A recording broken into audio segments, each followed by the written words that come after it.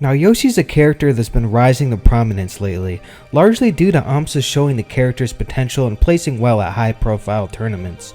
And ever since 2010, Yoshi's been jumping higher and higher on each succeeding tier list as soon as a new one gets released. But due to Yoshi's strange and unique characteristics, he's only mained by a small fraction of the community. So today, I'll help you figure out if the character fits your personal playstyle and preferences.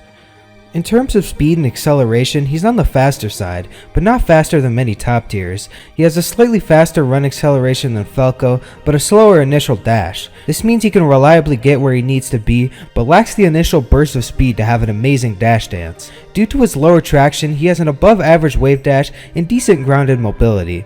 He also has some of the greatest aerial mobility in the game, only being topped by Jigglypuff.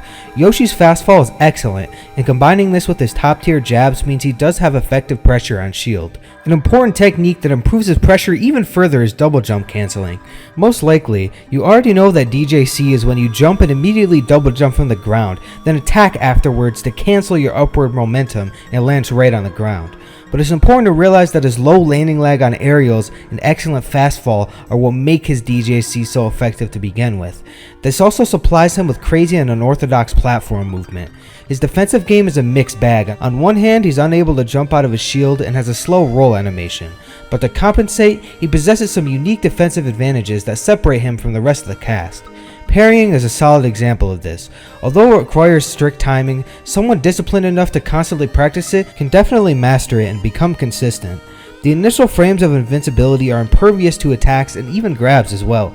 This combined with his double jump armor means he can easily turn getting hit into his own combo, but multi-hit moves like Fox's down air counter Yoshi's parry, unless you're a TAS robot. And characters like Falcon who can break through his double jump armor at lower percents will make it a struggle for Yoshi to get back on stage once knocked off the level. He obviously lacks an up B that propels him vertically, which nerfs his recovery, despite having a really long distance on his double jump. On top of that, he only has 2 frames of legend tangibility maximum, so he's basically vulnerable as soon as he touches the stage. But his heavy weight and long survivability help negate these weaknesses, along with his egg stalling and plethora of tricks on the ledge. His grab is pretty underwhelming as well, considering a massive startup and end lag. It's a pretty big risk to throw out a neutral, so you have to be positive that it's going to hit, and his janky hitboxes can make this hard to be certain. He's not a top tier, but can still hold his own against the upper echelon of melee. His techniques require insane timing and precision, so he's mostly suited for advanced and experienced players. Yoshi is fun to play, but admittedly, it'll probably take you longer to master him than almost anybody else in the game. If you like high APM characters that hit like a truck and survive like a tank, then you might be a Yoshi main.